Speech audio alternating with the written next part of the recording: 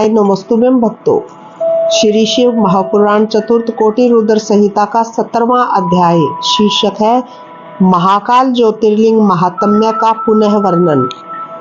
ऋषियों ने कहा, हे महामते, भक्तों की रक्षा करने वाले इस महाकाल नामक ज्योतिर्लिंग की महिमा को हमें फिर सुनाइए। सूत जी बोले, हे विभो, भक्तों के रक्षक महाकाल ज्योतिर्लिंग के भक्तिवर्धक महात्म्य को आदर पूर्वक सुनिए। उज्जैनी नगरी में एक चंद्रसेन नाम का राजा राज्य करता था, जिसकी लोक नमस्कृत महेश्वर के मणिभद्र नामक एक गण से मित्रता हो गई थी। एक समय उस मणिभद्र ने प्रसन्न होकर राजा चंद्रसेन को बड़ी सुंदर चिंतामणि प्रदान की, जो कौस्तुभ मणि के समान कांतिमान और सूर्य के समान प्रकाशित थे तथा जो निश्चय ही कल्याण देती थी। शिव भक्त चंद्रसेन ने उसे अपने काष्ठ में धारण करने लगा, जिससे वह इतना शोभामान हो गया जैसे देवताओं में सूर्य अत्यंत शोभित होता है।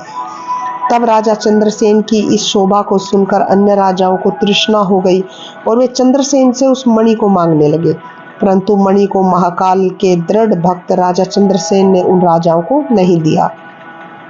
इससे अपना तिरस्कार समझकर उन सब राजाओं ने अपनी सेना एकत्रित कर उज्जैनी को चारों ओर से घेर लिया। राजा चंद्रसेन उन्हीं महाकालेश्वर की शरण में गए और दिन रात उनकी पूजा करने लगे।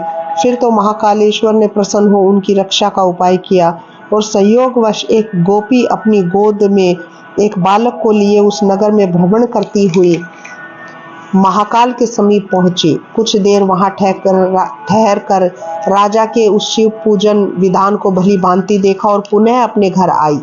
उस गोपी के पुत्र ने बड़ी उत्कंठा से शिव जी का पूजन करने की इच्छा की और एक रमणीय पाषाण को लेकर अपने शून्य शिविर में बड़ी भक्ति से उस शिवलिंग की पूजा की। जब इस प्रकार वह बालक शिव जी की पूजा में लगा ही रहा और समय होने पर भी भोजन के लिए न आया, तो उसकी माता वह गोपी उसे बुलाने आई, परंतु उसके बार बार बुलाने पर भी वह शिव पूजा से अनुरक्त बालक भोजन को न गया। तो गोपी ने शिवलिंग को दूर फेंककर उसकी पूजा को नष्ट कर दिया। तो माता द्वारा पूजा को नष्ट होता देख वह बालक हे देव ऐसा कहता हुआ पृथ्वी पर गिर पड़ा। फिर तो उस पर उस महाकाल नामक शिव जी की कृपा होते देर नहीं लगी और उसी क्षण वहां उस स्थान पर शिव जी का सुंदर शिविर बन गया और गोपी पुत्र जिस पाषाण की पूजा कर रहा था, वहीं उसके पूजनों सहित अब कृपा सागर शिव जी के रतन जटित ज्योतिर्लिंग के रूप में उस मंदिर के मध्य आविर्भूत हो गए। फिर तो इस चरित्र को देखकर वह क्षण भर के लिए परम आनंद सागर में मग्न हो गया।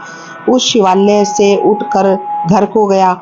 वहां क्या देखता है कि उसका स्थान इंद्र भवन के समान सुवर्ण में बड़ा अद्भुत शोभामयान बन गया है, जिसमें उसकी माता दिव्य आभूषणों से देदीप्यमान साक्षात देव वधू के समान स्थित होकर सो रही थी।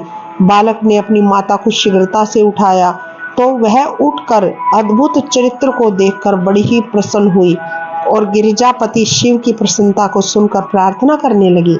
उस राजा ने भी अपना नियम समाप्त किया।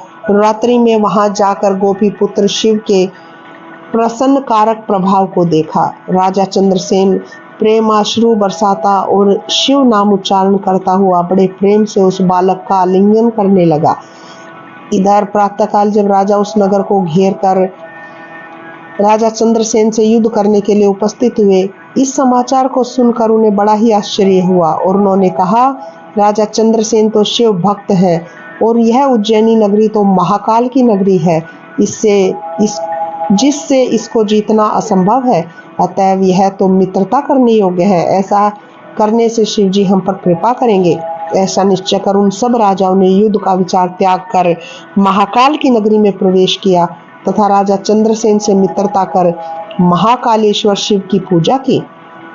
इसके पश्चात उन सब राजाओं ने राजा चंद्रसेन के भाग्य की बड़ी ही प्रशंसा की और उस दिव्य गोपी के घर गए, जिसका पुत्र बड़ा ही शिव भक्त था।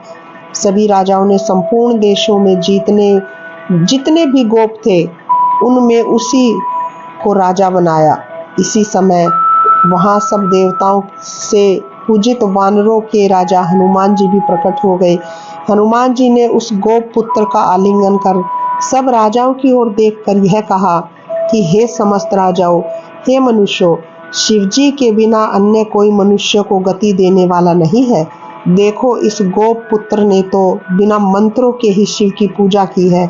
यह यहाँ समस्त भोगों को भोगकर अंत में मोक्ष को प्राप्त करेगा तथा इसके वंश की 8वीं पीढ़ी में महायशस्वी नंद नाम का एक ऐसा पुरुष उत्पन्न होगा जिसके पुत्र रूप में स्वयं नारायण कृष्ण उत्पन्न होंगे तथा आज से लेकर यह गोपी पुत्र संसार में श्रीकर नाम से लोकों में प्रसिद्ध होगा। ऐसा कह हनुमान जी अंतर्ध्यान हो गए। तत्पश्चात श्रीकर नाम प्राप्त कर उस गोप पुत्र ने धर्मात्मा ब्राह्मणों के साथ बड़े प्रेम से महाकाल शिव जी की सेवा की। समय आने पर दोनों मोक्ष को प्राप्त हुए।